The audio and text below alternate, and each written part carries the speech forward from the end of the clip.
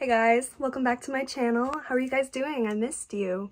If you guys are unfamiliar with who I am, my name's Meadow Harper and this is my YouTube channel where I make videos about a lot of different things. But today we are going to be doing a unsolved mystery video. Today we're going to be talking about the Max Headroom hijacking incident as well as the Tylenol murders that happened in Chicago in the 1980s. Both of these events were terrifying for the time. And honestly, the Max Headroom one is really hard for me to research because it scares the crap out of me. I'm gonna try to put on a brave face for you guys because I love you.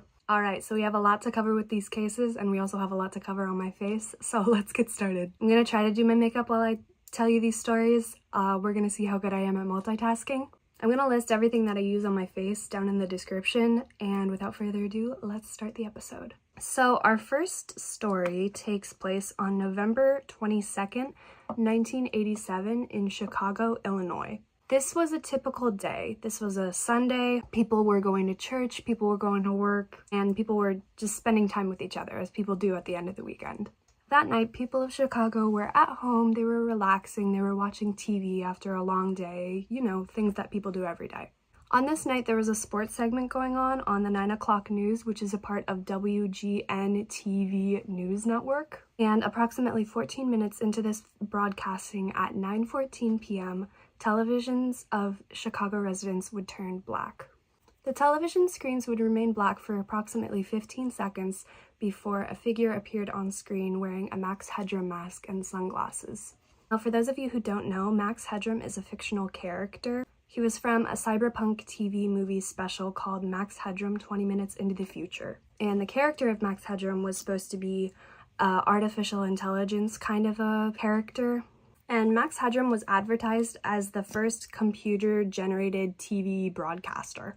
But everybody who watched anything with Max Headroom in it knew that he was fake. Like, he was a robot, he was pretend, he was a silly character. And what made this broadcast hijacker even more creepy is that he was acting fake, like a robot, swaying back and forth, sputtering incoherently. No one could understand what he was saying.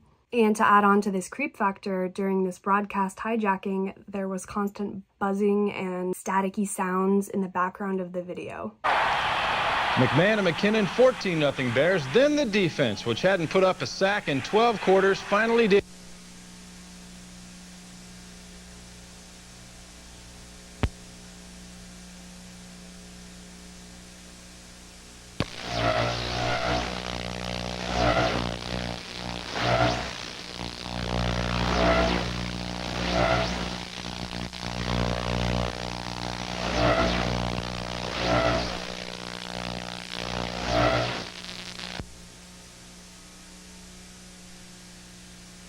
This intrusion lasted approximately 20 seconds before the engineers at WGN TV were able to cut off the hijackers broadcasting. And after this, the sports anchor, who at the time was doing a report on the Chicago Bears game, the broadcast was cut back to him and he's quoted as saying, "If you're wondering what just happened right now, so am I."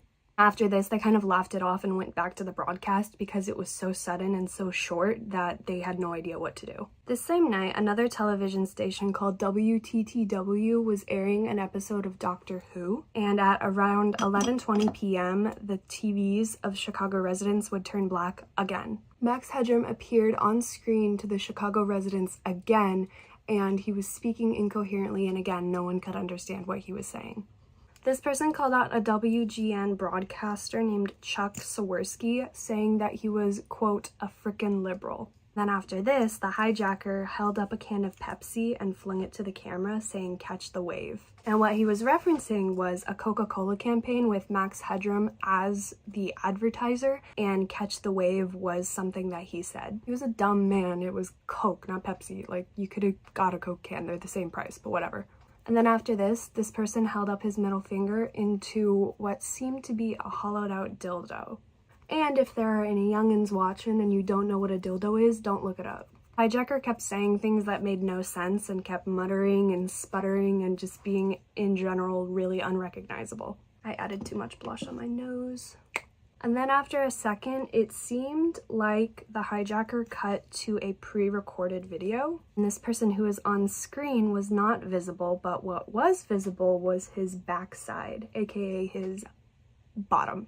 His buttocks was partially exposed, which I'm sure was a lovely thing to see. The individual could be heard saying, quote, "Oh no, they're going to get me." Along with showing his bottom, a woman dressed as a French maid came on screen and started swatting the backside of this man with a fly swatter. Then after this, the screen faded to black again and Doctor Who came back on screen for the residents of Chicago. This second hijacking lasted approximately 90 seconds. Now the reason this broadcasting went on as long as it did is because the people at WTTW didn't have any engineers working at the time, so they couldn't cut off the hijacker's signal. But the WTTW station did receive many phone calls from concerned customers asking what was going on. The air director who was working at the time is quoted as saying that they couldn't have done anything to stop the hijacker because by the time they had people to fix it, it was already over. Now during the aftermath of this, they were not able to find the pirate who hijacked the broadcasting signals. It was suspected that the person who was responsible for this stunt was doing it from a building where he could have seen both broadcasting towers visibly.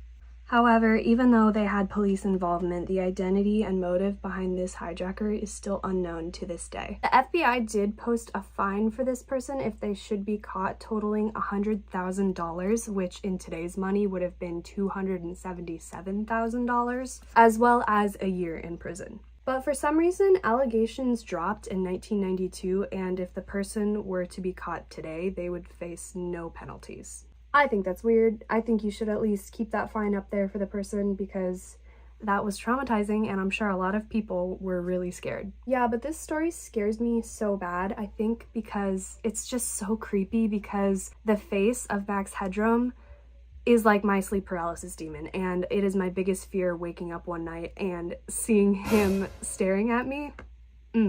As far as my personal theories are concerned, I think it was Logan Paul.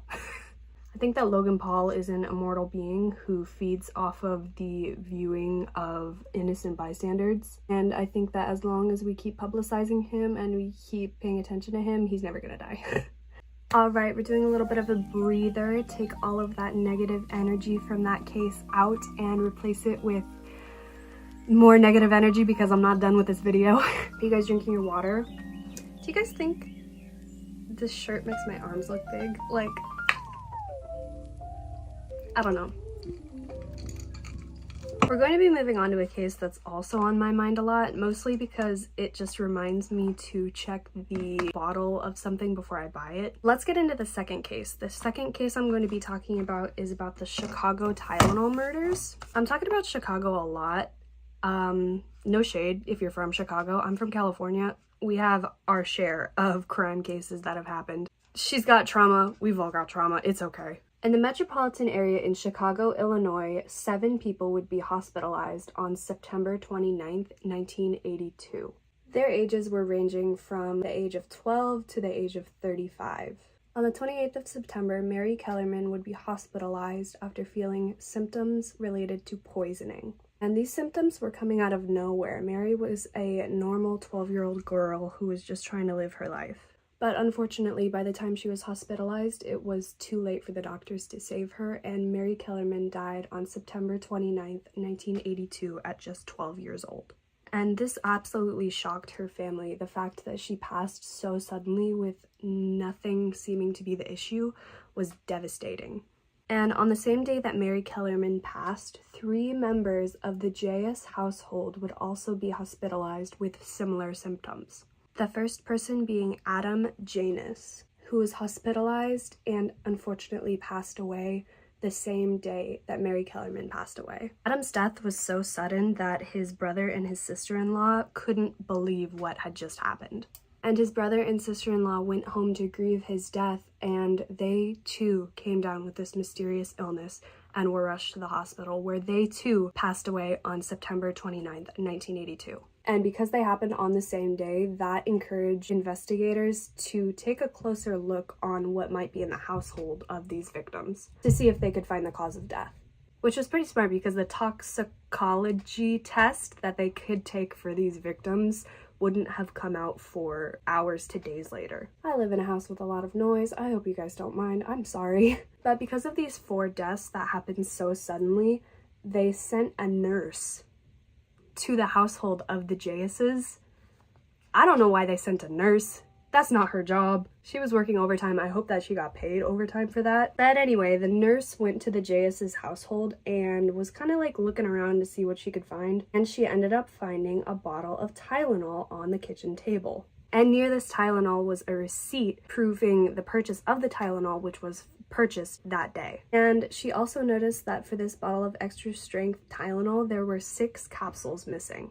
Now, the nurse brought this bottle of Tylenol back to the hospital because she was 99% sure that this was the cause of the Jayas' death. And the lead investigator who was working on this case was a man named Nick Peshos, and what he noticed with this bottle of Tylenol is that when he smelt it, it smelt like almonds. And for those of you who don't know, cyanide, which is a very strong lethal poison, smells heavily of almonds. And actually, you can find traces of cyanide in almonds and things like apple cores and apricot pits. However, this is a very minimal amount and you would have to eat a lot of them to get poisoned, which is why the FDA allows these foods to be able to be sold. So don't stop eating apples or almonds because there's a little bit of cyanide, because you're gonna be fine. Don't worry about it. But Nick Peshos compared the serial number to the bottle of Tylenol that was found at the Jayases to the bottle of Tylenol that was found at the Kellermans, and the Tylenol had the same serial number. The serial number was MC2880. When Nick Peshos discovered this, he checked with a toxicologist who was working on the case, and they found out that there was 3 times the lethal amount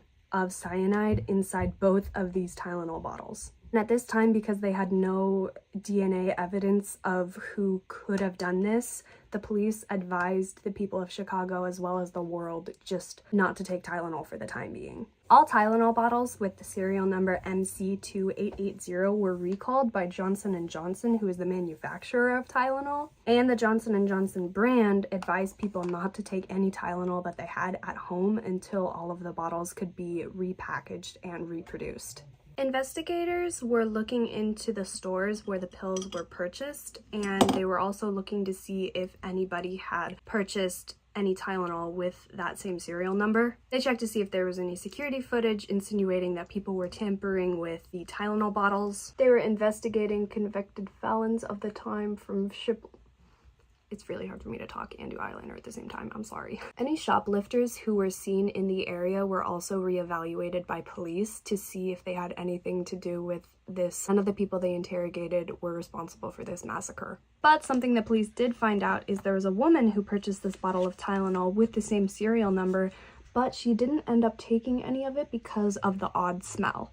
But unfortunately, security was pretty bad back in the 80s. And eerily enough, what the police did find when they were looking into these stores is there was 1 bottle of Tylenol with this serial number left on the shelf. Snatched.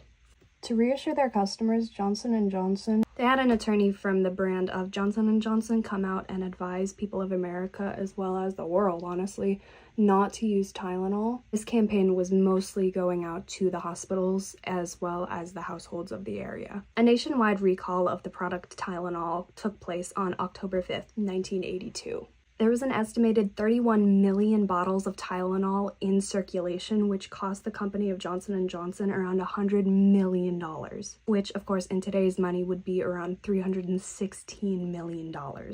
It was such a safety concern that airports were even asking passengers who were about to board flights if they had Tylenol on their person, and if they did, to throw them away. They are not matching, but that's okay. Police discovered that this specific bottle with the serial number MC2880 was manufactured in Texas as well as Pennsylvania. Police were able to rule out the fact that these bottles were more likely tampered in the store than they were in the factories. In the beginning of 1983, the FBI actually came to the families of the victims who unfortunately passed away, asking if it was okay for them to publicize their address as well as their burial site in hopes that the killer would the serial killer would return to the scene of the crime or the scene of their victims. But unfortunately, despite this attempt, the killer never resurfaced. During the police's investigation, their first serious suspect was a man named James William Lewis. And the reason why he was a suspect is because he wrote a letter to the Johnson & Johnson company saying that he demanded $1 million to be put into a bank account in order for these cyanide-related murders to stop. Now, when police got up with James, they arrested him immediately and brought him into questioning, of course. Now, James, because he's so smart, actually was preaching innocent. I know, crazy. But when investigators went to his home to investigate, they found a book about different poisons. And they found on the page that was talking about potassium cyanide, which was what was used for the murders, his fingerprints were on it. Even though he was denying the murders, he did admit to going through with writing the letter to Johnson & Johnson. James William Lewis was arrested and served 10 years in prison and continued to preach his innocence the entire time. And he died on July 9th, 2023 at the age of 76. And one of the other serious suspects was a man named Roger Arnold, who was suspected of having potassium cyanide on his person. Roger was caught and arrested, and honestly, his story is wild. Roger often went to a bar owned by someone named Marty Sinclair. Now, one day, Roger was letting loose after a long day of work. He was drinking, and he was telling the people of the bar, as well as the bar owner, quote, "I'm going to kill people with white powder." And he was acting very different than he usually acted because he was actually going through a divorce at the time, and I think it was just hitting him a little bit harder than usual. Marty ended up calling the police on Roger because he was terrified, and also he was just being a nuisance. And when they arrested him, they found out that Roger actually worked in the same warehouse as one of the victims' fathers. And they found out that Roger's wife actually went to a psychiatrist, which was right across the street from one of the pharmacies where the victims bought the poison bottle of Tylenol. When the police were checking Roger's home, they found a book called The Poor Man's James Bond, and within this book, there's actually a recipe for how to make potassium cyanide. Side note, but that is so crazy that there's a book out there that just tells you how to make poison, cyanide for dummies. But after all of this evidence was being held against him, surprisingly, Roger was never arrested for this. However, despite this, Roger Arnold would still face prison time in his life. You guys remember Marty, the guy who owned the bar that Roger was at when he ratted him out to the police? Well, Roger was still super pissed at Marty for ratting him out to the police, and he was so pissed, in fact, that he waited outside of the bar that Marty owned with a gun in order to get his revenge. Roger waited until he saw a figure that looked like Marty from behind, and without thinking and without hesitation, he shot him to the ground. However, unfortunately, this person who was shot was not Marty Sinclair. The man who Roger had killed was a man named John Stanasha, who was a father of 3 and was just trying to have a good night out with his friends. Roger was caught and arrested for this, and his trial began in January of 1984. Roger was found guilty for the second-degree murder of John Stanasha and was sentenced to 30 years in prison, but he was released on parole after just 15 years. Roger Arnold passed away in June of 2008, and after he had passed, the police took DNA from his femur bone in his leg to see if the DNA of Roger matched any sort of DNA evidence that was on the bottles from the Tylenol murders in the 80s. But unfortunately, Roger's DNA did not match any DNA that was on the bottles of Tylenol. And even to this day, 43 years later, the person responsible for the Tylenol murders that took 7 victims' lives has not been caught. And that's pretty much it for today's video. I hope that you enjoyed. If you did, please give me a thumbs up and subscribe because that would be really helpful. Hopefully I can make more videos like this in the future because I genuinely really liked making it. I love a good spook. But that's all from me, guys. Please make sure to have a good day, go outside, get some fresh air. Make sure to stay aware of what's around you as well as loving the people who are around you. It was so nice spending time with you. And that's all from me today, guys. I'll see you in the next video. Bye!